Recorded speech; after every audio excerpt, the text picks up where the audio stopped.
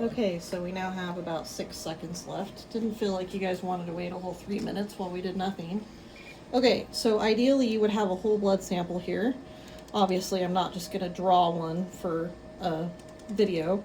You can use a green top, however, it's going to throw off your your ionized calcium and your gases. So ideally you would use whole blood and not from a green top, however. So you go ahead, you're going to drop about 0.3-ish. Doesn't need very much.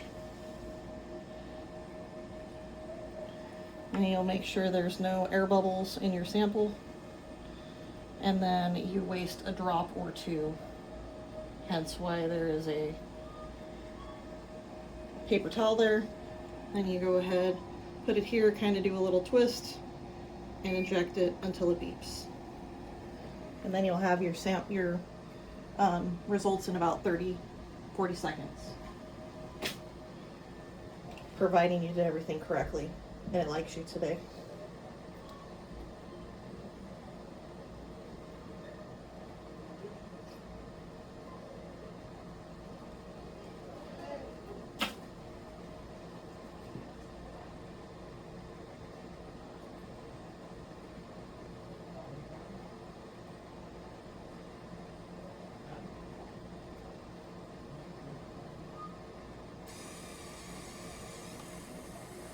Okay, so you can see pH down, you can see lactate is up.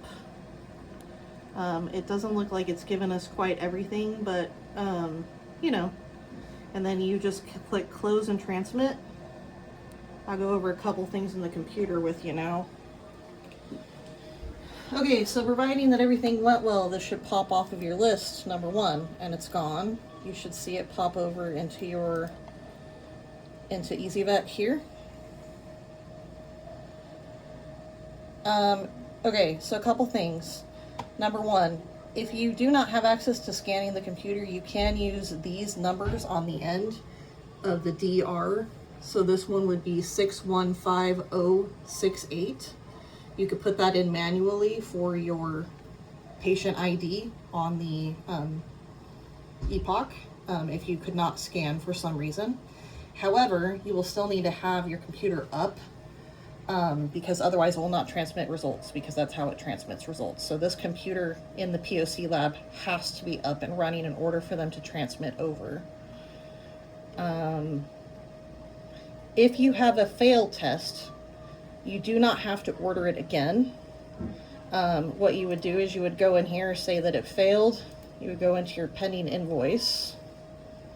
Apparently there's just not really one that's here, but that's fine.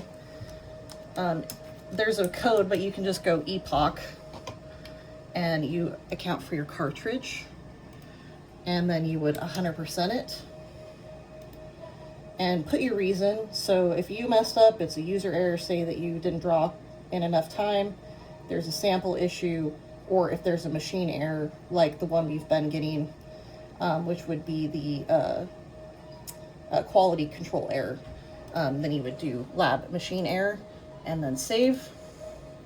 One thing I want to stress though is that it will pop up again. It'll still be here because it won't have results. You do have to scan it again or put in the number, and that is something that's not being done.